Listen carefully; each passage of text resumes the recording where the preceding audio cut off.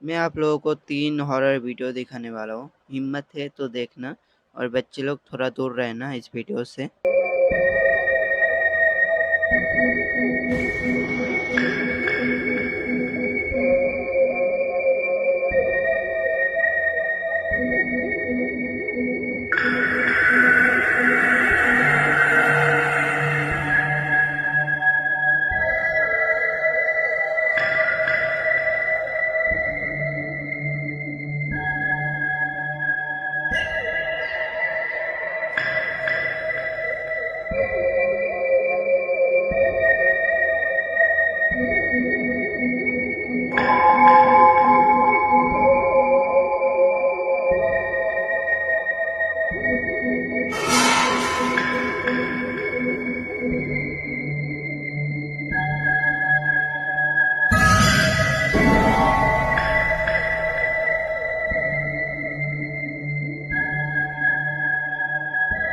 Last तक किस किस ने देखा है? अगर आप लास्ट तक आ गए तो कमेंट में लिख के जाओ कि हाँ आ गया हूँ, मैं भी तो देखूँ।